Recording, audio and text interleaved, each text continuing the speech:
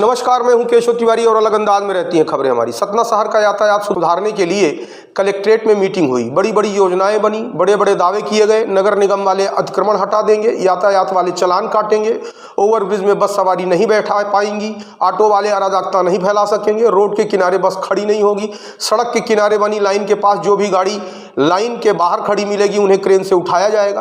कितने बड़े बड़े दावे किए गए थे। अखबार पढ़ने वाले लोगों ने तो यह मान ही लिया था कि अब सतना शहर का यातायात सुधर जाएगा, क्योंकि कलेक्टर साहब ने अपने मातहतों को निर्देश दिए थे कि अब अगर कलेक्टर साहब का ही आदेश और निर्देश उनके मातहत नहीं मानते तो किसका मानेंगे। अब यह बड़ा सवाल है।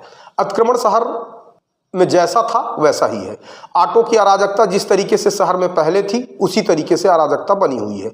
ओवरब्रिज पर बस सवारियां बैठा रही हैं, इस बात का हम वीडियो दिखा रहे हैं।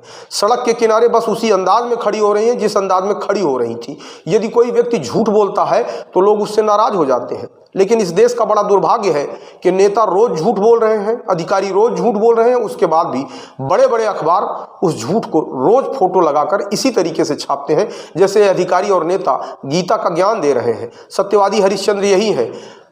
और कम से कम अखबारों को इतनी हिम्मत तो दिखानी चाहिए और पूछना चाहिए कि कलेक्टर साहब, अभी 4 दिन पहले ही आपने बैठक की थी, बड़ी बड़ी बातें की थी, बड़े बड़े दावे किए थे, लेकिन शहर की यातायात व्यवस्था नहीं सुधरी। और अगर आप शहर की यातायात व्यवस्था सुधार नहीं सकते तो फिर बैठक काहे के लिए करते हैं।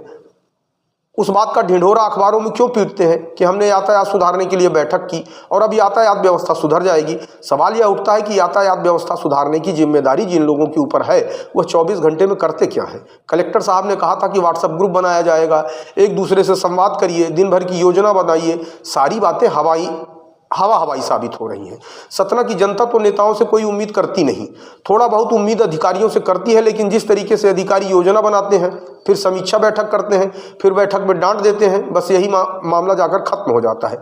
अरे किसी भी मामले में किसी भी कर्मचारी अधिकारी पर जिम्मेदारी तय करिए, और यदि उस जिम्मेदारी पर वह अधिकारी खरा नहीं उतरता तो उसके विरुद्ध सख्त कार्रवाई करिए, तब जाकर कहीं कुछ अव्यवस्थाओं में सुधार होगा।